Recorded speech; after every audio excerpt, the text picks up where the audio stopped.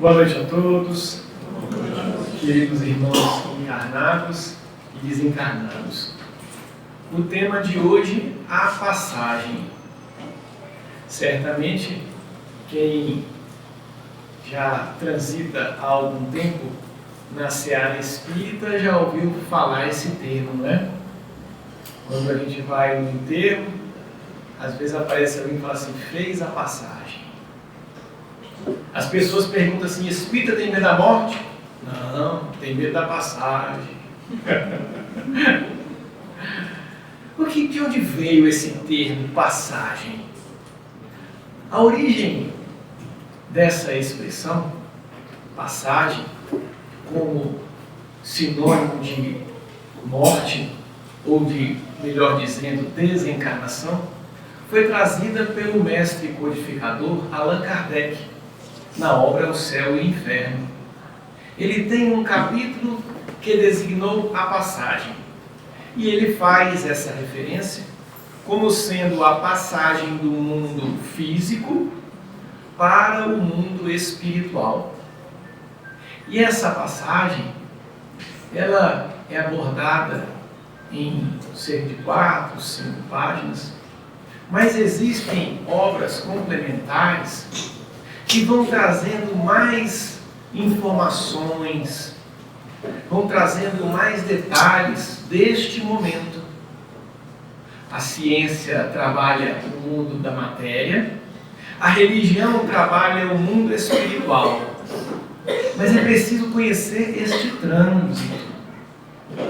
Existe uma obra de Chico Xavier chamada Voltei. O autor espiritual é irmão Jacó, que foi, quando encarnado, Frederico Figner, vice-presidente da Federação Espírita Brasileira. E ele traz muito desta chamada passagem.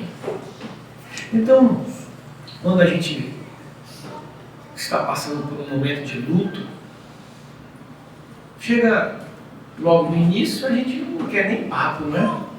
Às vezes as pessoas querem falar dos seus sistemas de crenças e naquele momento do enterro, da perda do ente querido, a gente não quer muitas informações, é só mesmo um abraço, estar perto dos entes queridos, passar por aquele momento de dor, acompanhado de alguém querido. Mas chega um momento em que, passado este primeiro impacto, nós precisamos desenvolver o sistema lógico, racional, que é o que vai nos dar efetivamente o consolo que nós tanto precisamos. Então, quando nós falamos de passagem, a primeira pergunta que é natural que a gente se faça é, tinha que acontecer? Porque a gente vai entrando em um estado mental de looping, vai voltando ao dia do acidente, vai voltando ao dia da doença, ficamos nos perguntando, e se eu tivesse feito isso, e se eu tivesse feito aquilo? Então o sistema espírita, ele vem trazer lógica nesta justiça divina. Porque por vezes a gente olha e diz, por quê? Onde é que está Deus? E aí muitas vezes nós nos revoltamos com Deus, porque um ente querido fez a passagem. Chico Xavier estava cercado de um grupo de amigos do centro, né? E aí eles perguntaram se eles poderiam fazer perguntas a Emmanuel, se ele responderia. E assim fizeram. E foi confeccionado o livro O Consolador. Tem uma pergunta que os amigos fizeram a Emmanuel, que ela é interessantíssima. A pergunta consta no item 146 do Consolador, em que foi feita a seguinte pergunta: é fatal o instante da morte? Olha que interessante. A resposta de Emmanuel é, com exceção do suicídio, todos os casos de desencarnação são determinados previamente pelas forças espirituais que orientam a atividade do homem sobre a Terra. Olha o significado disso, meus amigos.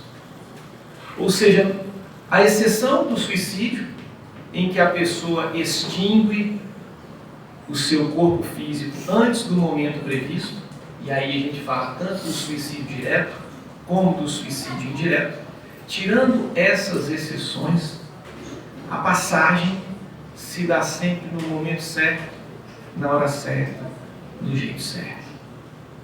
Isso para nós é tranquilizador. Porque eu conheço muitas pessoas que já receberam mensagens mediúnicas do ente querido dizendo: estou bem, mamãe, aqui está ótimo. Mas a mãezinha não tem mais força de viver. O paizinho, os filhos. Porque a gente ainda não entendeu que essa passagem é um momento natural.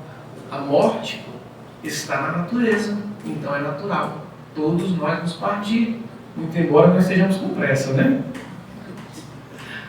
Aí, se a gente entende que a passagem é algo que precisa acontecer, é algo que faz parte de um planejamento maior, porque quando estamos para encarnar, nós planejamos algumas coisas.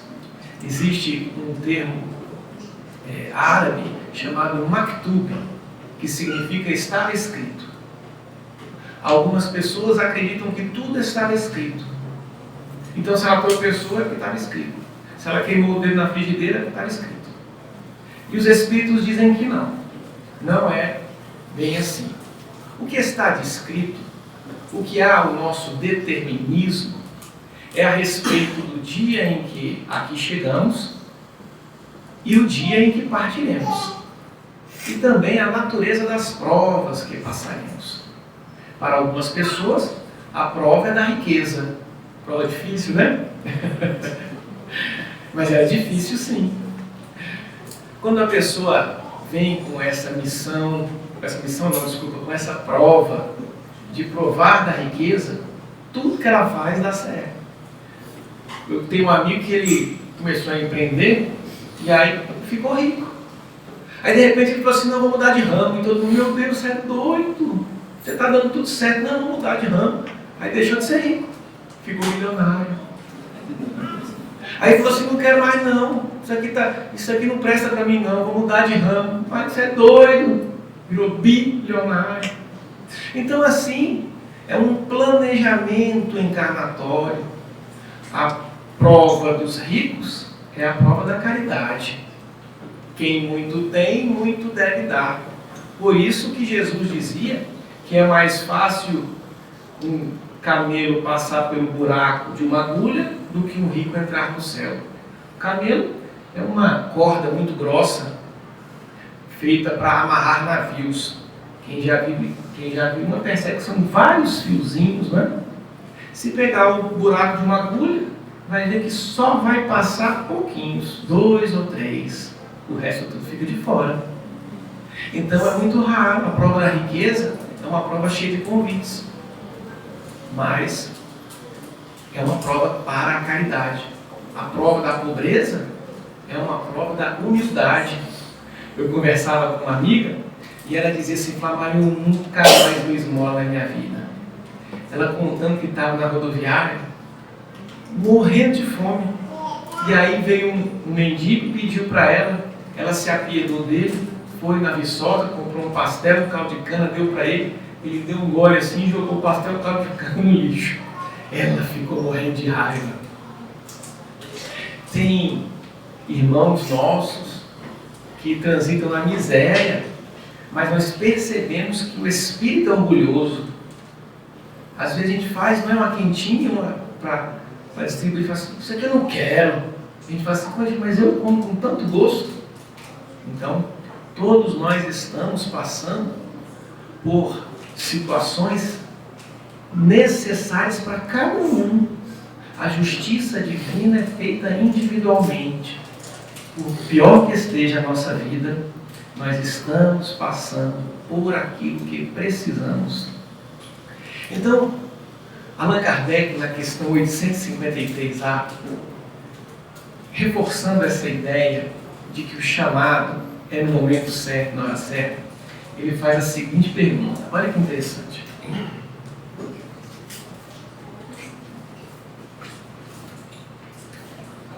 Qualquer que seja o perigo que nos ameaça, qualquer que seja o perigo que nos ameace, se a hora da morte ainda não chegou, não morreremos? Pergunta boa, né?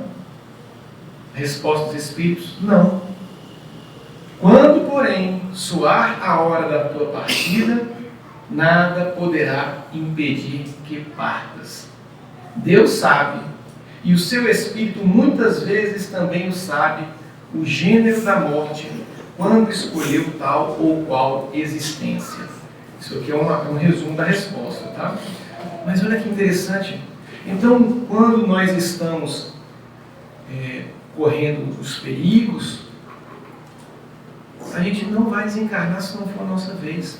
Recentemente teve um acidente de um avião, não foi? Em que faleceram, fizeram a passagem, alguns irmãos, e teve gente que não pegou o avião. Quando chega não é a hora, não é a hora. Isso serve, gente, para a gente acalmar aqui, ó, o coração. Nós precisamos dessa tranquilidade para aqueles nossos entes que partiram, para que a gente não entre naquela loucura, e se eu tivesse feito isso, e se eu tivesse feito aquilo. É preciso se libertar. Deus é Pai, Deus é amor. Então, como é que funciona essa passagem? O que é considerada a morte para a doutrina espírita? É a morte, é quando para o coração? É quando dá morte cerebral para a medicina?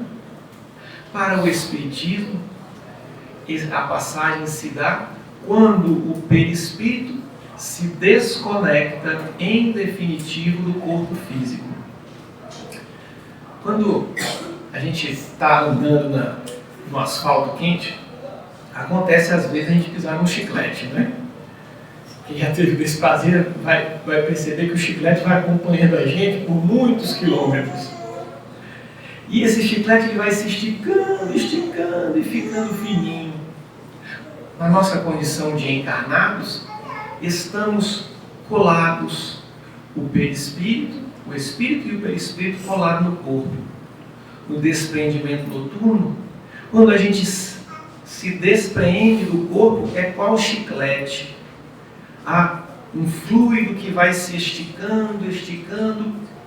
O encarnado visita os entes queridos, vai para locais, e esse chiclete, essa massa fluídica está ligada ao corpo. De maneira que o médium, ele consegue identificar quem está encarnado e quem está desencarnado. O desencarnado não tem nada ligando a ele. O encarnado tem isso que algumas pessoas chamam de fio de prata. É um fio que está ligando ao corpo, onde quer que ele esteja. A passagem se dá no momento em que definitivamente se destaca um do outro.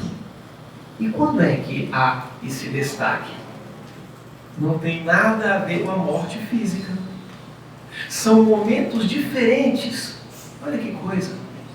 Então explica Allan Kardec que para aquelas mortes chamadas naturais, em que a pessoa vai se adoentando, vai ficando doentezinha, naquele momento já estão começando a ser feitos os desenlaces. Para a morte violenta, decorrente de um acidente, de um crime, o desenlace começa depois do que nós chamamos de morte física.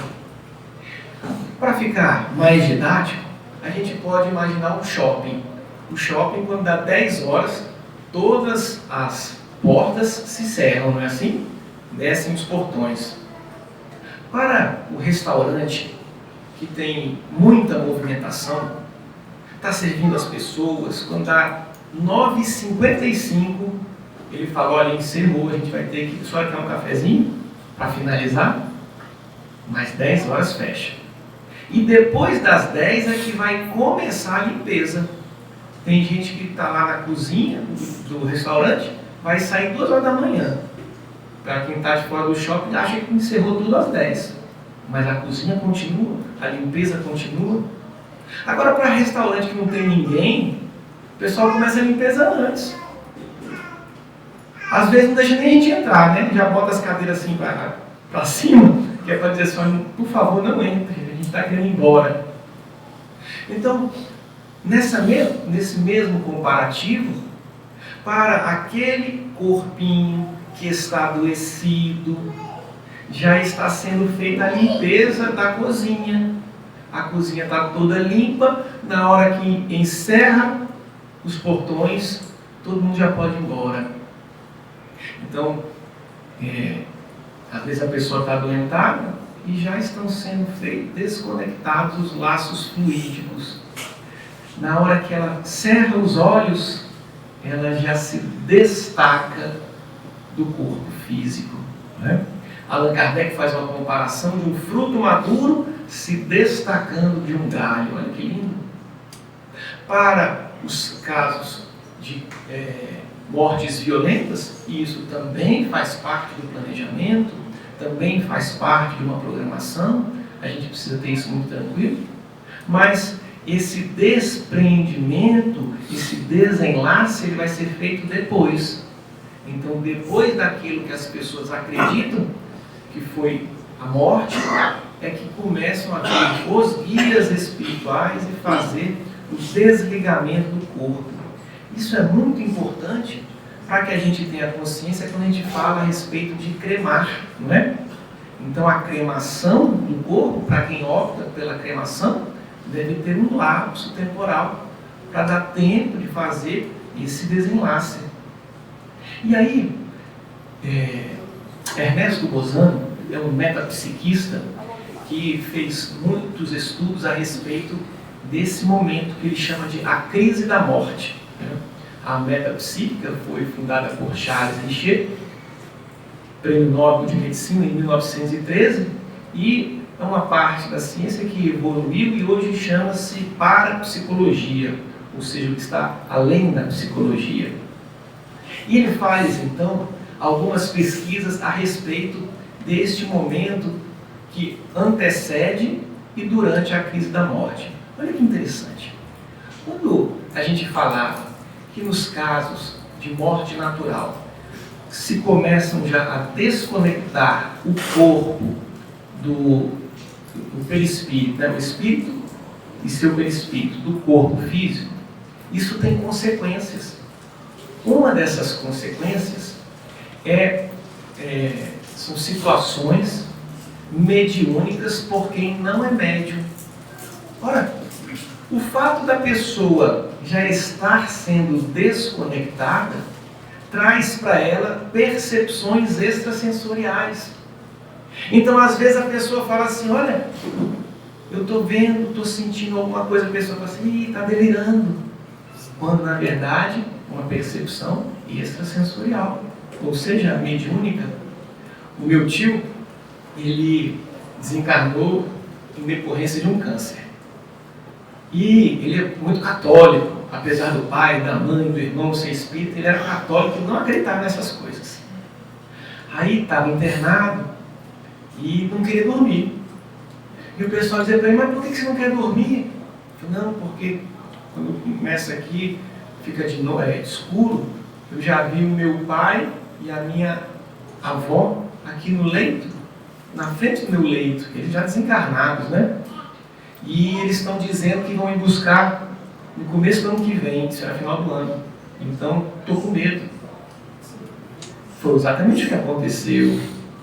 Foi quando ele foi buscado. Então, mesmo a pessoa não sendo médium, pelo fato de já estar se desconectando do corpo, passa a ter percepções espirituais. Na obra Fenômenos Psíquicos no Momento da Morte, de Ernesto Bozano, ele faz uma pesquisa interessante a respeito de casos de aparições de defuntos, que é isso que nós citamos agora, um exemplo. Cita também os casos de telecinese de objetos. Telecinese, tele é distância, cinese movimento. Então, eu tenho um casal de amigos muito queridos que eles tiveram uma gravidez que não deu certo. Assim que retornaram do hospital, após a perda do bebê, do feto, eles estavam em estado de revolta. E aí, em determinado momento, um deles praguejou contra Deus. E nessa mesma hora, no quartinho que era para ser do bebê, caiu um quadro, sendo que não tinha vento, o quarto estava fechado, o prego continuou na mesma posição, o aro de fixação também, e aquilo caiu na mesma hora. Eles se chocaram e perceberam que estavam equivocados. Muitos exemplos de movimentações, de quebra de objetos, de relógios que param. Né? E tem também, nessas pesquisas de Ernesto Bozano, a chamada música transcendental. Uma vez eu conversava com uma pessoa que já estava em cuidados paliativos e ela nos dizia, Marion, eu ouço uma música. Olha que coisa. Então, nessa pesquisa, narra pessoas que estavam nesta crise, né? Ernesto Bozano usa o termo moribundo, um termo assim, meio feio, né? Moribundo, acho que. Mas é interessante que ele diz o seguinte: relatos de pessoas que ouviam corais, voz de coral, voz de piano, voz de harpa. Música sertaneja não, viu, gente? Não tinha música sertaneja não. Isso é só em Goiânia, não tem nada a ver. Então, é interessante que essas condições demonstram para a pessoa e para os que estão à volta que está chegando um momento em que o espírito está tendo captações e leituras acima daquela abafada pelo corpo. E aí então ele vai fazer essa separação da chamada crise pré-agônica, e nessa crise pré-agônica nós temos também as intuições, os sonhos premonitórios. Uma vez eu conheci uma amiga que ela dizia assim: Marion, você sabia que eu já fui espírita? Ela foi num evento espírita, né, que a gente se encontrou. Eu falei, já fui espírita? Eu falei, mesmo? Eu era espírita, deixei de ser, agora voltei a ser. É mesmo? Por que você deixou de ser? Ela contava assim: porque eu via meu filho morto, uma mancha de sangue no chão. E aquilo lá me deixava angustiada, e eu não aguentava aquilo, e eu comecei a parar de ir para o espiritismo, porque eu achava que eu estava sendo influenciada. Uma semana antes de falecer, o filho dela disse para ela assim: mãe, você sabia que eu vou morrer com um tiro aqui e eu tiro aqui? Meu filho bate na boca, isso não pode acontecer. E quando ela viu aquela cena que ela já havia visto há muito tempo se tornar realidade, ela dizia: estava programado, tinha que acontecer. Nós temos essas premonições. Às vezes a gente sabe que uma pessoa vai morrer, não conta para ela nem para ninguém. Para que a gente precisa tanto sofrer? Por que Deus vai nos dar essa informação só para a gente sofrer? É para que a gente saiba que faz parte de um planejamento, de que tudo vai bem. O mais difícil da gente entender é que a gente ainda tem aquela ideia de coitado, morreu. Meus amigos, para o espírito que cumpre a sua missão aqui na terra, coitado de quem viveu, porque lá é lindo, é maravilhoso. Então, Ernesto Bozano vai fazendo então essas pesquisas e coloca aqui o primeiro ponto que acontece quando alguém faz a passagem, é o estado de perturbação. Essa perturbação é uma dúvida. A pessoa tem dúvida se está encarnada ou desencarnada. às vezes avista o próprio corpo em uma posição superior, mas ainda assim as coisas não se encaixam. Conversa com os entes queridos, com as pessoas e não obtém resposta. Acredita que está desencarnado, mas ainda não consegue compreender isso muito bem. E aí depois, o segundo momento é a visão panorâmica.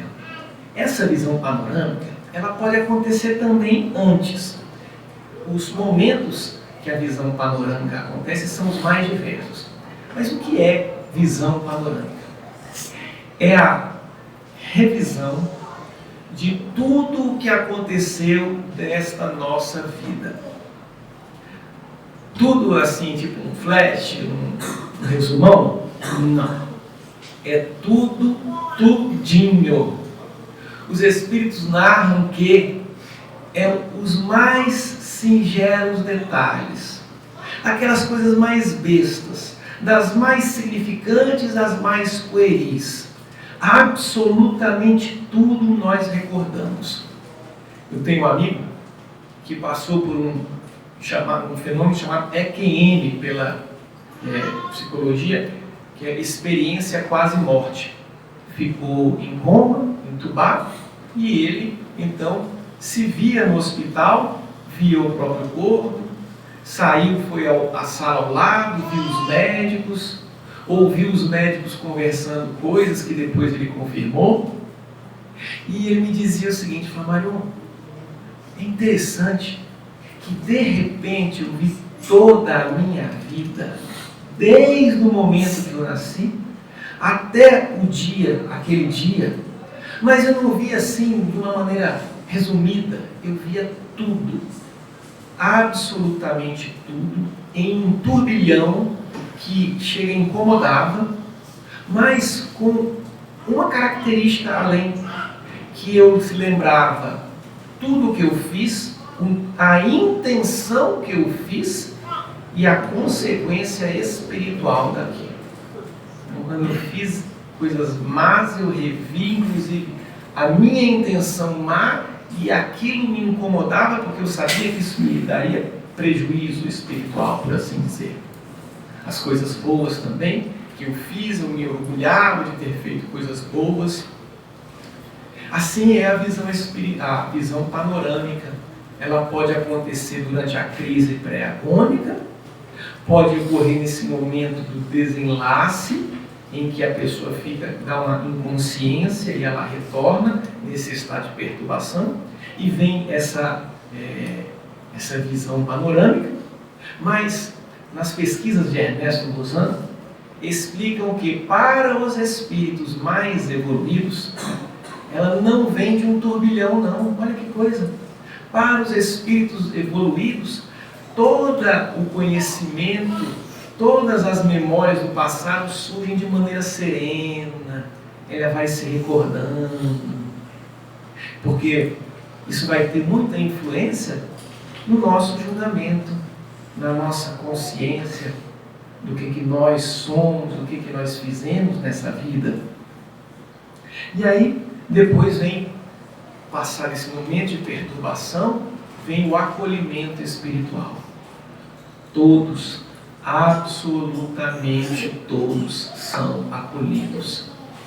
Mas para Marion, peraí, eu li um livro que a pessoa estava sozinha em um ambiente umbralino. Meus amigos, ninguém fica sozinho. Esses relatos são relatos da percepção do espírito. Existe uma diferença entre a percepção e a realidade. Se a gente pegar um sujeito que está bêbado ali na rua, caindo, ele vai jurar para a gente que o chão virou, não foi? Mas estava tudo certinho, de repente o chão virou e eu caí. É a percepção dele, porque está ébrio. Nas obras de Humberto de Campos, tem um dos seus contos, de suas crônicas, se eu não me engano, chama A Filha Rebelde. E mostra que a filha estava numa zona umbralina, sofrendo, mas ao lado dela estava sua mãezinha, mas ela não via. Porque uma das características dos espíritos é que quanto mais evoluído o espírito, mais ele vibra e, portanto, ele pode se tornar invisível para os inferiores. Então, muitas vezes, os nossos irmãos que estão nas zonas trevosas, umbralinas, presos a uma fixação mental de culpa e não enxergam o amparo espiritual. Mas chegará para todos o momento em que serão conectados com seus entes queridos e todos, absolutamente todos, recebem esse acolhimento. Agora, depois do acolhimento, e depois que o espírito compreende que desencarnou, que é um espírito e que a vida continua, surge o que Ernesto Bozano chama de sono reparador. Então este sono é diferente daquele momento que ele tem de inconsciência quando morre. Esse sono ele já sabe que é espírito, já foi acolhido e está se preparando para desenvolver as suas potencialidades de espírito. Então, depois desse sono, as portas do mundo espiritual bonito se abrem para ele. Uma pergunta que às vezes me fazem é assim: Flamarion, será que aquela pessoa lá, que eu amo tanto, será que vai lembrar de mim? Vocês lembram que nós falávamos aqui da visão panorâmica, não é? A visão panorâmica faz com que eles lembrem mais da gente do que a gente deles. Tinha uma coisa que eu lia e não conseguia compreender. Era quando os espíritos falavam para a gente que o tempo lá no mundo espiritual é diferente. Como assim é diferente? Eles diziam que não tem passado, tudo é presente. Eu não conseguia compreender como isso. Aí eu perguntava para os universitários, eu não sabia. Mas essa percepção da memória completa traz para a gente um outro olhar sobre o tempo. Quando eu era pequeno, a lembrança mais antiga que eu tenho foi nas Olimpíadas de 1980. Tinha um símbolo, era um ursinho, que ele era desenhado, né, na arquibancada. E no último dia, esse ursinho chorava. Os amigos devem lembrar das Olimpíadas de 80, né? Mais ou menos, né? Da época do TV Colosso pra cá, né? Não pegou, não. Então, essa percepção, essa memória, tinha 4 aninhos só. É uma memória apagada. Quanto mais antigo, mais apagado é a memória.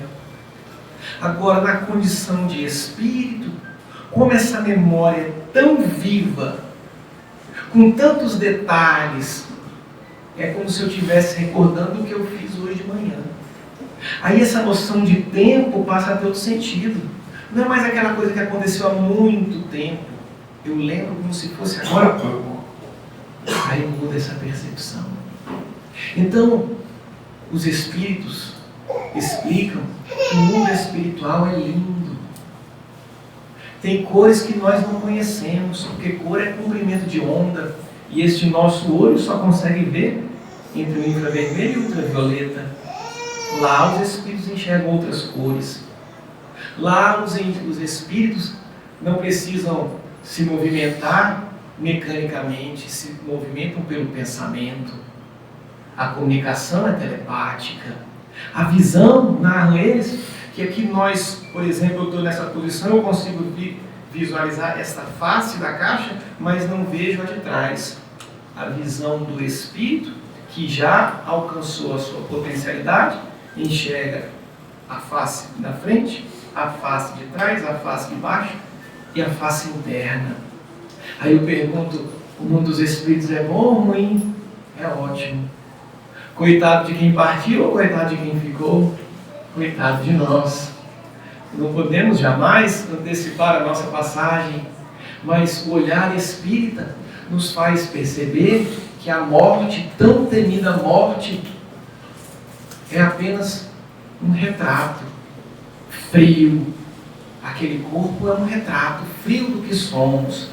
Somos espíritos imortais, destinados, condenados à felicidade. Isso precisa acalmar a gente, principalmente nesses momentos de tantas atribulações da sociedade. Tudo vai dar certo, tudo vai ficar bem. O Espírito Francisco de Clotilde, nesse período de Natal, tem um poema que foi psicografado por Francisco Cândido Xavier, que diz assim: Natal, à beira da estrada, na touceira de capim, Maria Joana cansada, treme, chora e chega ao fim. Tem sede, com febre alta, dói-lhe o peito exposto ao vento. 80 anos já somaram seus dias de sofrimento. Os grupos passam cantando, do mais rico ao mais plebeu: glória ao Senhor nas alturas, hosanas, Jesus nasceu. Ninguém para a fim de vê-la. Todos anseiam chegar, quanto mais cedo possível, à mesa do próprio lar. A pobrezinha relembra a época da saúde, as alegrias no campo, os sonhos da juventude. Viúva na mocidade, viver escrava ao dever, onde os filhos que tivera, quem poderia saber? A quantos patrões servira, de atenção cativa e alerta, a quanta gente ajudara, só Deus tinha a conta certa. Recordo o arado, a peneira, as plantações na fazenda, o milho para o paiol, a cana para a moenda, crianças a tiracolo, serviço de casa cheia, cozinha laboriosa, previsão da fome alheia, a roupa suja no rio, a enxada que não descansa. Trabalho, apenas trabalho, o que lhe vai na lembrança. Agora que mais precisa colher na leira do bem, ninguém lhe estende um lençol, não aparece ninguém. A pobre desamparada, as vascas da provação, morre sozinha e humilhada, sem lume, sem lar, sem pão. Nisso um jovem surge à vista, qual um filho que a buscasse. Afaga-lhe a fronte humilde, acaricia-lhe a face. Joana vê-se melhorada, está contente, mais forte. A fala volta de novo, não reflete mais na morte. Maria Joana esclarece: o moço atraente e amigo, vim buscar-te e saber se queres servir comigo. Ela responde: ah, meu filho, já não sei como viver. Estou velha, desprezada. Que posso agora fazer? Ele pondera: serás na minha estrada, que é tua, mãe das crianças jogadas aos sofrimentos da rua. Serás a irmã dos que choram nas pedras da trilha escura, aos sopros do desengano, aos golpes da desventura. Serás a tutora bendita dos pobrezinhos ao léu, obreira da caridade na terra como no céu. Quem és?